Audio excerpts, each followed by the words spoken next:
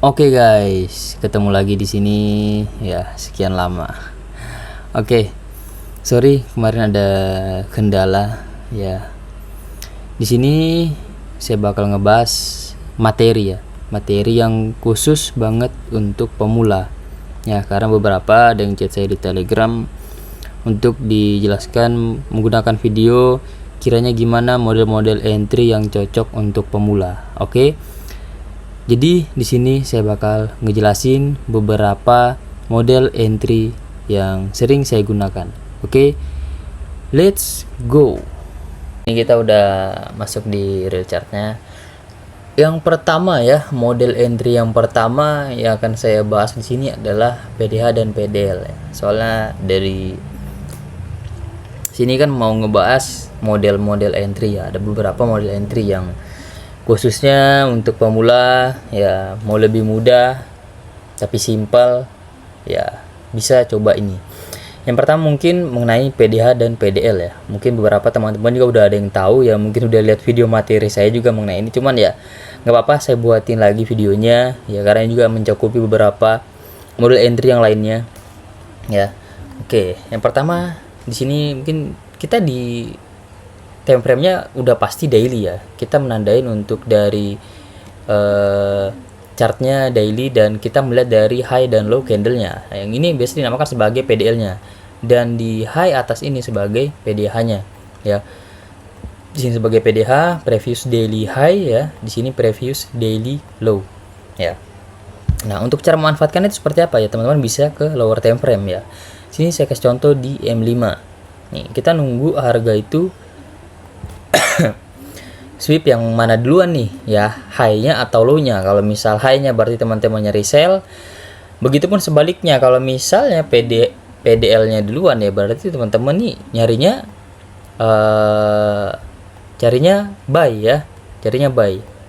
Bentar, ini aku pendekin dulu nih. Ginilah ya. Ini masih nggak ketemu nih. Mana dia? Nah, ini PDH-nya dan ini untuk PDL-nya ya. Oke, seperti biasa ya, entry-nya itu kayak konfirmasi juga, cuman ya mungkin teman-teman bisa lihat aja lah di sini ya. Ya, sekali lagi video ini sebenarnya nggak harus ditonton buat teman-teman yang udah pada bisa, udah pada ngerti. Sebenarnya nggak harus, ini untuk yang pemula aja sih, mau cari entry, model entry itu seperti apa ya. Nah, kita nunggu ada kebentukan seperti ini guys ya. Ini kan PDH ya, kita lihat dia naik ke PDH seperti ini ya, baru nanti ada change of character seperti ini ya, terbentuk change of character ya, yang awalnya bullish menjadi bearish. Itu yang dimaksud konfirmasi. Setelah itu kita mencari zona entry ya, kita menunggu ada atau kita menunggu strukturnya seperti ini. Oke ya, kita play aja di sini ya. Udah pasti saya bakal replay lah ya, gimana saya mau contohin kalau nggak replay. Oke, ya kita lihat di sini dari strukturnya ya. Sini ada higher high, higher low, higher high ya. Ini akan membuat higher low atau dia bakal break low di sini. Ya sebenarnya di sini juga sudah sebagai higher low sih ya di sini. Ya udah sebagai higher low juga, karena kalau kita lihat dari strukturnya higher high, higher low, higher high, higher low, higher high ya. Cuma ini sebagai internalnya ya. Bebas teman-teman mau pakai yang di sini atau yang di sini ya. Sini saya kasih contoh kalau misalnya kita pakai yang di sini. Ya, nih kita nunggu ini di break dulu nih ya. Kita nunggu di break dulu. Nah, after dia break seperti ini ya, ini udah break nih ya kan, ini sudah di break nih ya kan, sudah kayak gini lah ya, udah ada change of character di sini atau MSS ya, kasih saja MSS ya, seperti ini ada MSS nih di sini nih. Setelah langsung pasti kita bakal cari zona untuk entry ya. Teman-teman mungkin bisa lihat di sini ada zona nggak ya. Nah, mungkin di sini kalau kita lihat ada zona ya.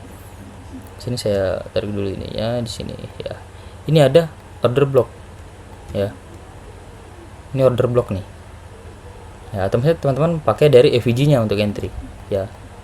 Nah, tapi saya kasih contoh untuk di OB deh ya, entry di OB di sini ya, SL di atasnya OB ya. Di sini misal teman-teman bisa lebih 5-10 poin ya, saya juga kadang lebihnya 2 ya, bebas. Misal saya lebihin di sini ya, kasih 44 poin deh ya, tadi kan 39 tuh, seperti ini. Terus untuk TP-nya ya sebenarnya maksimal banget sih di PDL ya. maksimal banget di PDL-nya di sini. Cuman kalau misal teman-teman ngerasa di sini RR-nya sangat besar, ya kita lihat di sini 1:10. Ya, sangatlah besar ya, sangat besar.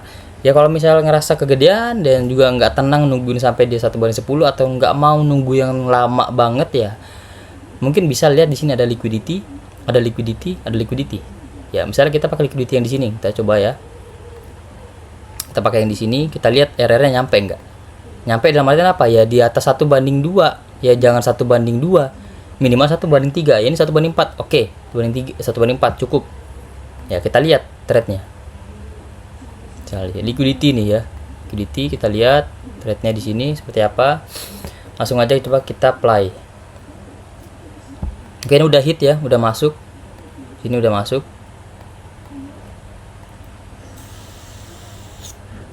Udah running. Yap, TP. Ya, di sini TP dengan RR 1:4,41 ya. Tapi kalau kita lihat misal kita taruh di PDL ya. Karena ya namanya PDH PDL ini ya, harga itu kalau misal dia sweep di PDH dia bakal ke PDL. Begitu kan sebaliknya.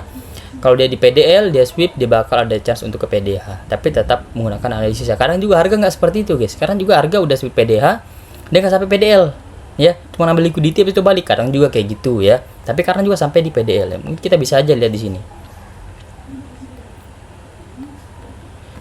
Nah, ini yang saya maksud. Kalau misalnya teman-teman tadi entry-nya di bawah, pasti senam jantung nih kalau dia balik lagi ke entry kan, balik lagi nih ke entry nih. Ya, balik lagi dia. Habis itu harga turun lagi. Ya, kalau misalnya teman-teman yang aku bilang tadi kalau harga itu sampai PDL, senam jantung ya kan. Wah, ini balik entry nih, mondar-mandir nggak tenang nungguinnya kan. Dikit-dikit buka chart, akhirnya apa? Di close manual lah jadinya. Nah, di sini dia TP ya ke PDL dia. Oke. Ya mungkin gini aja untuk pembahasan entry model yang pertama ya. Saya bakal lanjut untuk model entry yang kedua ya. Oke, di sini untuk entry model yang kedua ya. Saya kasih contoh untuk di pair USD JPY ya, karena ini pair favorit saya juga ya. Oke, di sini ya udah saya ada tulis juga di sini ya. Kita cari liquidity sweep ya, ada liquidity sweep, terus ada chance of character, terus nanti kita entry-nya di breaker block.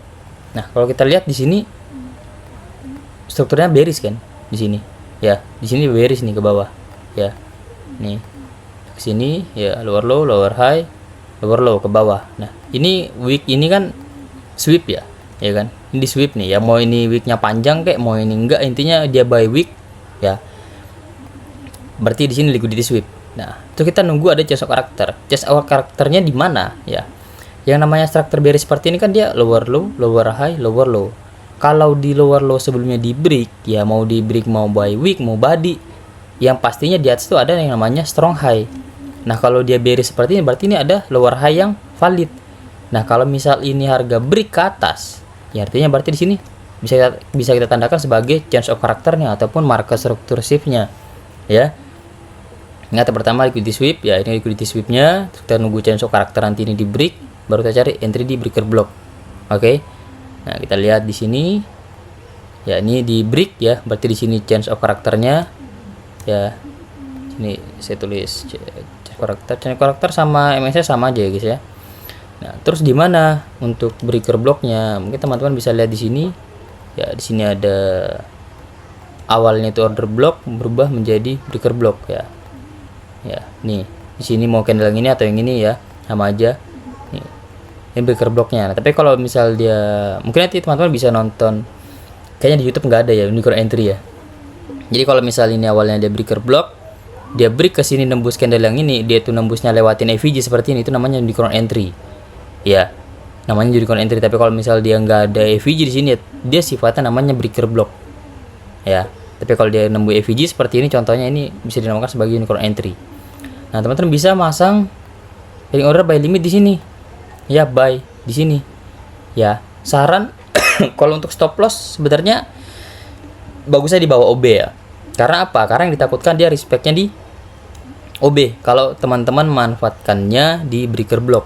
Jadi bukan di bawah breaker block seperti ini ya, karena di bawah ini ada zona. Kecuali misalnya nggak ada zona nih ya, it's okay, nggak apa-apa di bawah si breaker block, tapi di sini ada zona masalahnya ya. Udah, jadi nempatin di, kalau misalnya takut gede banget SL-nya, udah di low candle-nya aja nih, ambil di low candle-nya seperti ini, udah SL di sini aja seperti ini. Nah, untuk TP ya teman-teman bisa ambil di liquidity ya. Liquidity mana nih kiranya? Nah, ini udah diambil sih sebenarnya. Udah diambil ya. Ini belum diambil ya. Kita lihat aja nyampe atau enggak ya. Selama errornya di sini nyampe, kita lihat oke nggak nyampe ya. Kita cari lagi di sini. Udah nggak ada liquidity ya sebenarnya ya. Di sini. Udah, kita coba pasin di 1:3 aja deh ya. 1:3 errornya di sini. Ya, 1:3, tapi lebih bagusnya sih kita berdasarkan adanya ini ya. Berdasarkan adanya liquidity ya. Kita lihat nih liquidity yang ini nih, nyampe nggak? Oke, nggak nyampe tadi di sini kan. Kita lihat lagi, ini udah nggak ada ya. Udah nggak ada. Oke. Mungkin di sini aja ya. Kita pasin di 1:3. Ya. Sebenarnya kalau misalkan tadi M15 ya.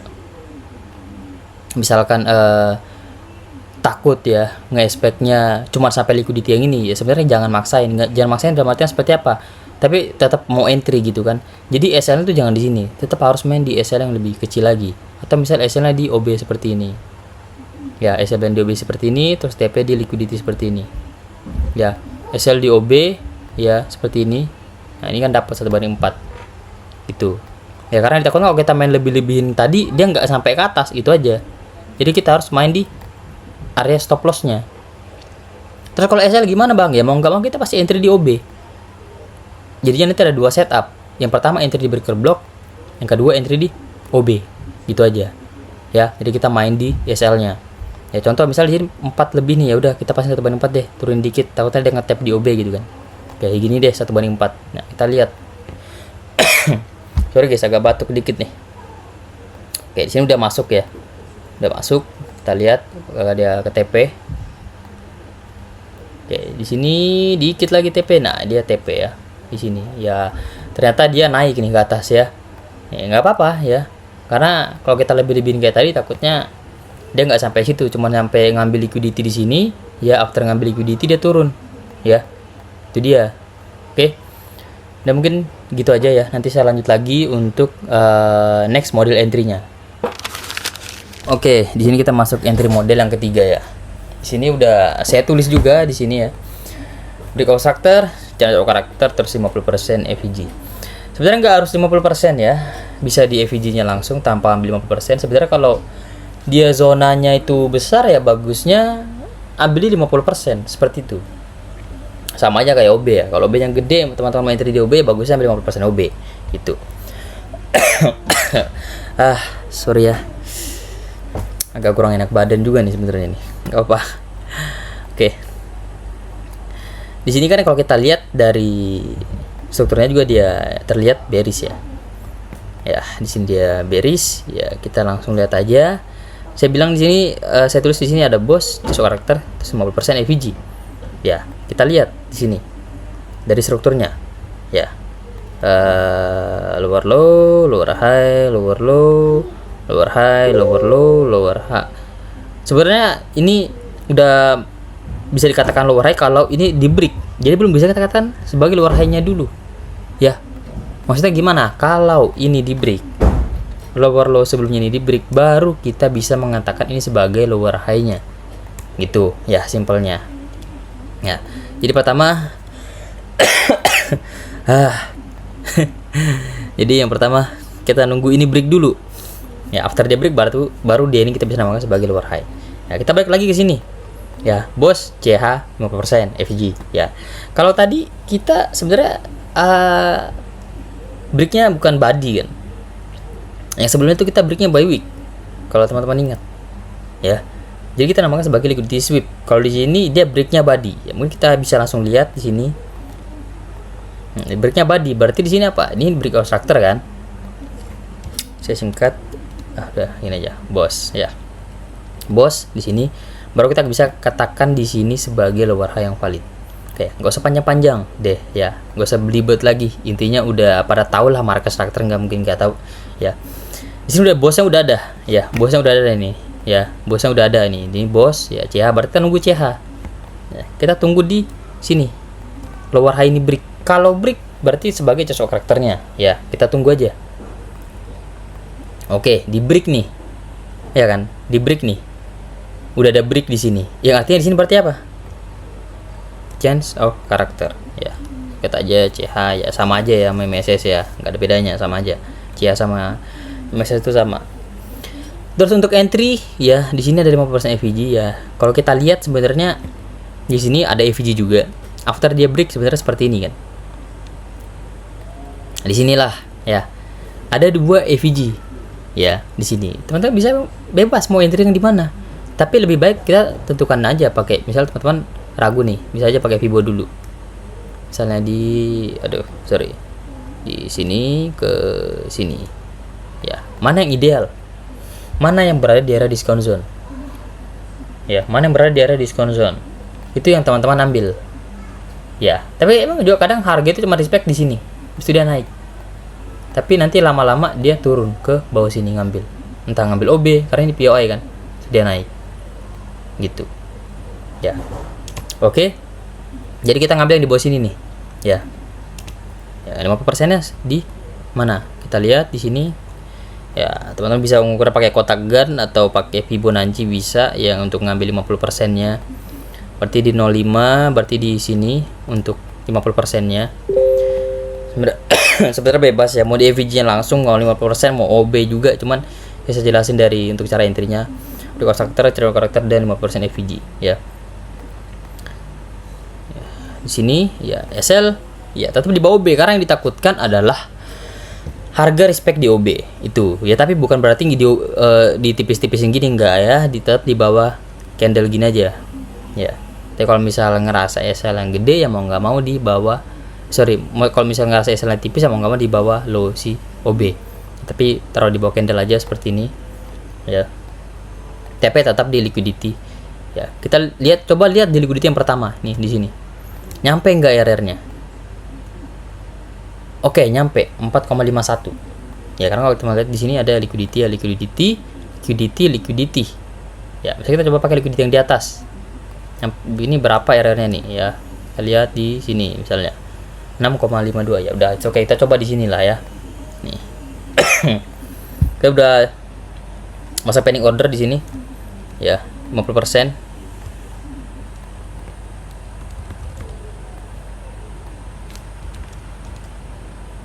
Ya, oke, kita lihat di sini dia masuk ya. Kalau misalnya teman-teman juga tadi nggak di 50% juga keambil juga ya kan. Cuman kalau kita lihat di sini OB-nya nggak diambil ya. Nih, OB-nya nggak diambil, tipis banget ya. Ada chance masih harga bakal turun ke bawah. Jadi kalau misal teman-teman udah lihat, wah ternyata dia cuma nyampe EVG doang ini, nggak nyampe OB. Ya berarti kan sifat si OB ini masih fresh dong. Ya udah, nggak usah jauh-jauh TP-nya. Cukup misal di liquidity yang bawah ini ya, karena kan udah nyampe juga di 4,55 udah mantap cuy ya. Oke, ini udah TP di sini ya. Kita lanjut lagi ya untuk ke entry model yang keempat. Oke, kita masuk ke entry model yang keempat ya. Di sini ya masih di USD JPY ya. FTT aggressive entry ya. Maksudnya seperti apa? FTT ini follow the trend ya. Kalau misal trennya bearish ya berarti kita cari sell-nya langsung, dan agresif di zona-zona yang kiranya bakal di respect oleh harga. Boleh di EVG, order block, breaker block ya, dan lain-lain banyak juga ya sebenarnya. Nah, kalau di awal di sini udah jelas strukturnya ini bearish ya. Kita lihat di sini yang awalnya itu bullish ya. Di sini bullish ya, di sini ada liquidity sweep, terus harga turun di break di sini low-nya ya. Ini break obstructor, di sini harga turun lagi, ini break obstructor, harga turun lagi, ini break obstructor. Ya. Ini dimaksud sebagai FTT. Kalau the trend di sini trennya adalah bearish ya. Lalu kita melihat di sini. Ini kan ada bos ya tadi ya. Ada bos seperti ini, ada bos. Ya, berarti di sini ada apa, guys? Di sini ada OB. Ya, atau misalnya teman-teman juga tadi pakai cara yang kayak tadi. 50% EVG karena ini gede kan? Ini gede nih zonanya nih. Zona EVG yang gede nih. Ambil 50%-nya misalnya, entry-nya di sini. Ini ya. Nah, tergantung kenyamanan masing-masing sebenarnya kalau untuk entry ya. Tinggal lihat aja ya mana kiranya ideal untuk di entry ya. Misalnya saya kasih contoh, misalnya kita entry di OB-nya nih. Ya. Ini bukan berarti hanya berlaku di time frame 1 jam ya, berlaku di semua time frame. Ya.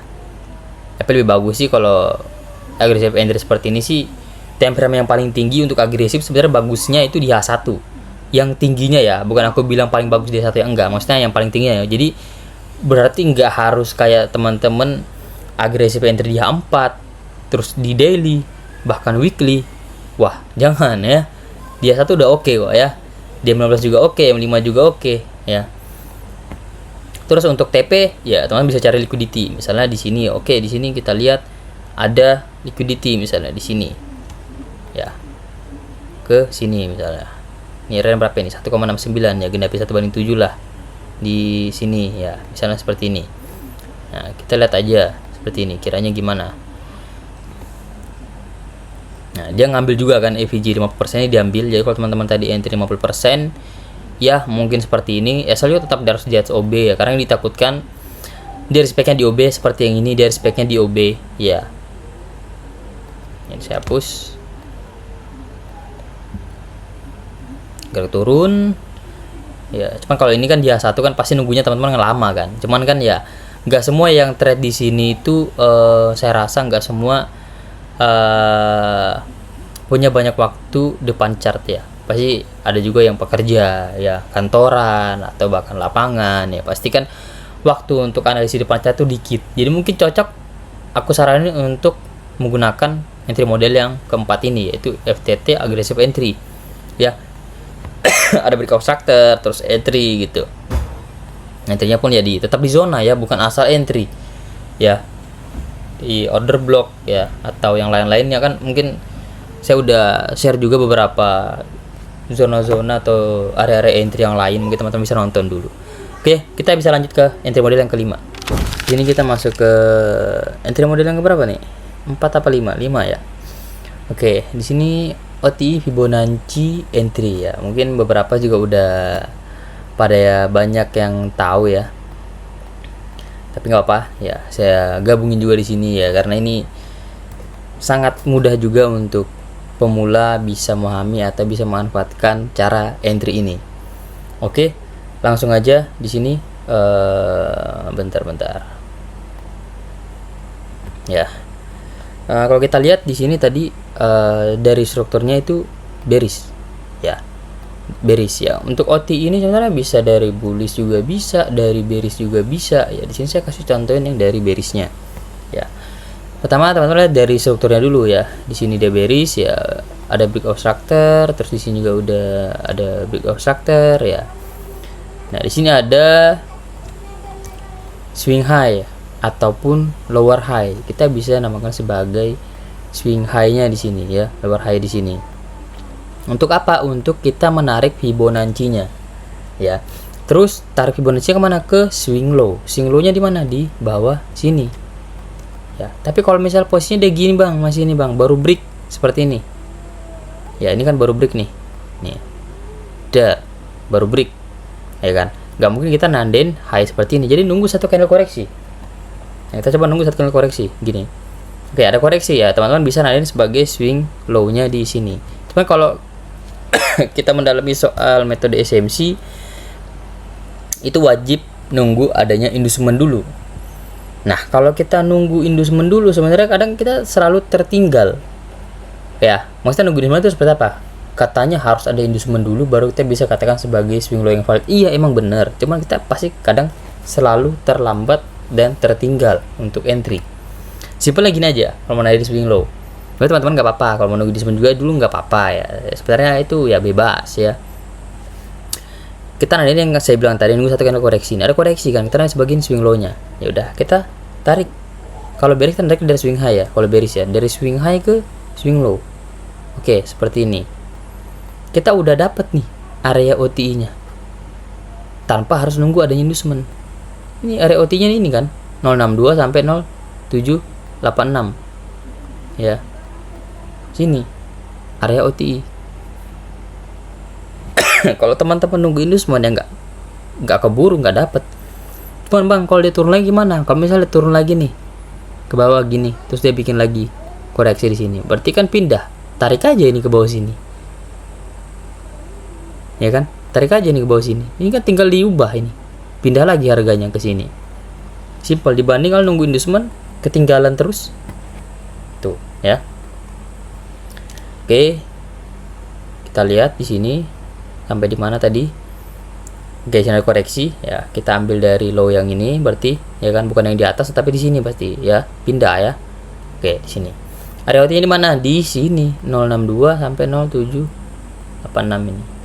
Ya, ini bisa pakai 0786 atau 079. Ya. Terus kita entry di sini agresif ya. SL di atas 0786 ini seperti ini, TP di sini. Ya, di swing low-nya. Kalau misal RR-nya nggak nyampe, ini kan nyampe ya. Kan saya kan minimal 1/3. Kalau misalnya nyampe, cari liquidity. Ya, di mana? Misalnya, ya. Ini kalau teman-teman lihat di sini ada liquidity, tapi udah keambil nih, udah diambil. Di sini ada liquidity belum diambil. Ya udah, coba di sini. Misalnya di sini. Oke. Coba nih di sini berapa RR-nya nih? 1/, ya, pasti 1/6 lah. Nanggung banget ya. Ya, di sinilah ya. Seperti ini. Nah, kita coba lihat di sini. Kalau misalnya turun lagi gimana bang? Ya tarik lagi Fibonya turun. Yang penting dia itu nggak boleh pergerakannya seperti ini. Misalnya udah turun seperti ini, sudah naik nih tapi nggak nyampe OT, udah masuk ke area equilibrium ataupun masuk ke area discount zone, premium zone ke sini, sudah turun ya, ini udah nggak bisa ditarik lagi. Ini jadi swing high yang baru.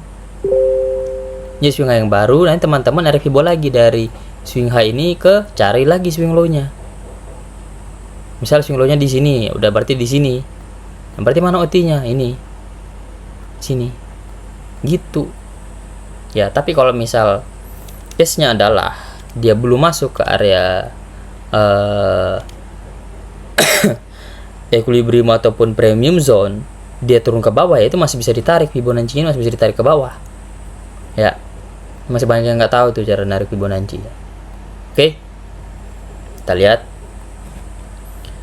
Wah, ini masuk nih. Nah, sniper entry nih. Ya. Ini TP. Ya. Udah. Simple. Ya. Gini doang. Ini untuk tadi OTI Fibonacci entry. Untuk settingan Fibonya ya mungkin bisa lihat di sini ya, di screenshot aja. Oke. Udah ya. Tuh ya.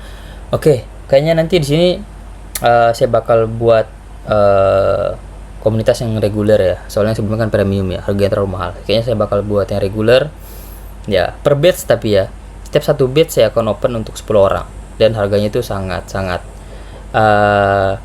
murah ya, saya katakan ya, karena banyak juga yang keluhkan ya, sekarang saya kasihan juga pengen belajar tapi dananya selalu kurang cukup ya, dana pelajar lah ibaratnya.